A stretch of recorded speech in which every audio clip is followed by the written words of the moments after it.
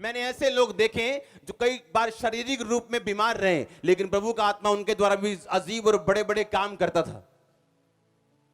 वो उनकी परीक्षा थी, जो उस परीक्षा से वो निकले।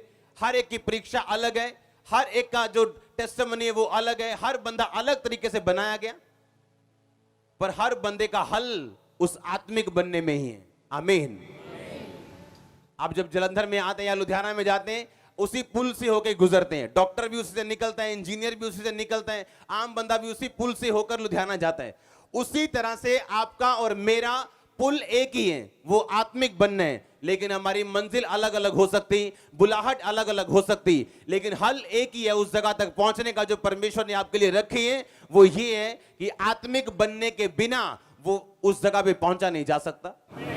आप जब मिस्ट्री सॉल्व करते हैं, आप जब आत्मिक बनते हैं, आप जब परमेश्वर की आत्मा की भेदों को आप समझना शुरू करते हैं, आप अपने आप को बनाना शुरू करते हैं।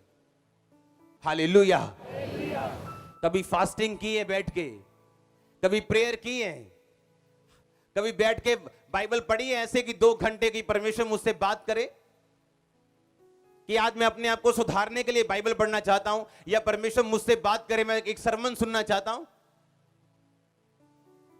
आप जब परमेश्वर को समझना शुरू करते हैं, आप अपने आप को समझते हैं, और उसके बाद आत्मिक भेदों को आपकी लाइफ में मालूम होता है, आपकी लाइफ में कि कौन सा रीजन है आपका ना बढ़ने का, या ये ब्लेसिंग के ना आने का, या मेरे चैलेंज का।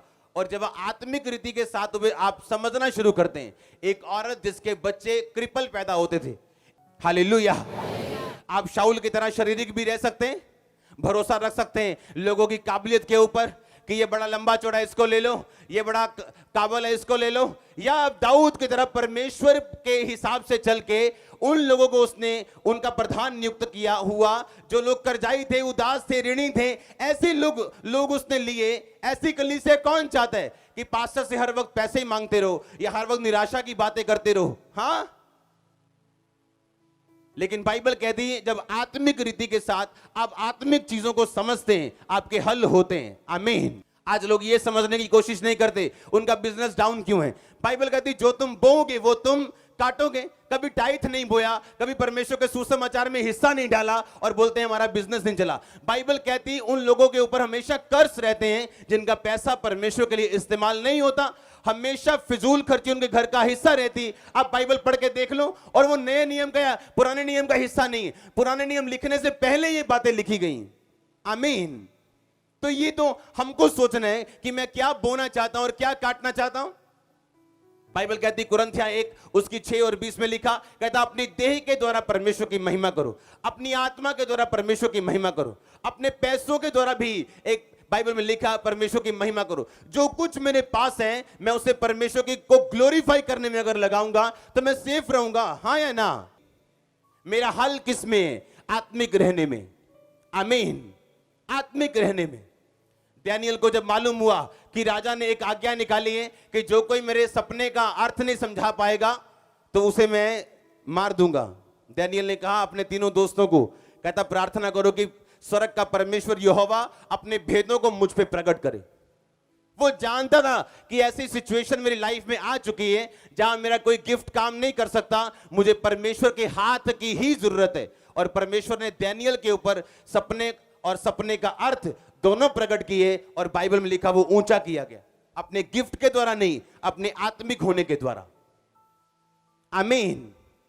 आप याद रखो, आप कुछ भी करो, एमबीबीएस करो, आप इंजीनियर बनो, नो प्रॉब्लम, पर आपको आत्मिक बनना है साथ साथ। आमीन। परमेश्वर पढ़ने से रोकता नहीं, आपको क्या बनना है साथ साथ, क्योंकि आपका हल किस में है? आत्मिक बनने में। आपका प्रमोशन किस में है? आत्मिक बनने में। और जैसे ही वो आत्मिक रीति के साथ चले, उनका प्रमोशन होता गया, और कोई व्यक्ति उनके प्रमोशन को खत्म नहीं कर पाया। हालेलुया। आपका हल कहां पे है? आत्मिक बनने में। आपकी प्रमोशन कहां है? आत्मिक बनने में। आमीन।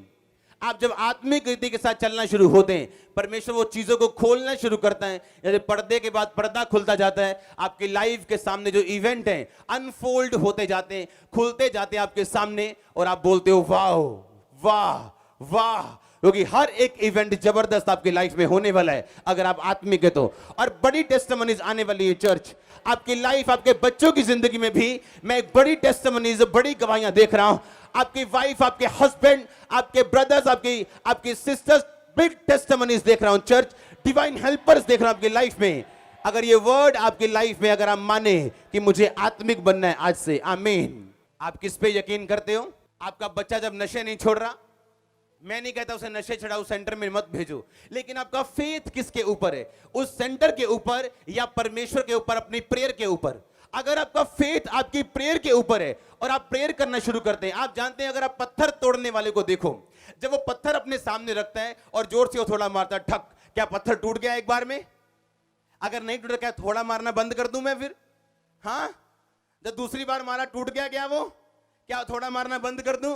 वो लगातार मारता है, पत्थर ऊपर से 1 इंच भी टूटता हुआ नजर नहीं आता, पर उसको मालूम है पत्थर की स्ट्रेंथ जो है वो कम हो रही, उसकी मजबूती कम हो रही, और एक बार जब 10वां 11वां थोड़ा पड़ता है, एक बार में वो पूरा टूटता है। और उसी तरह से प्रेयर काम करती है।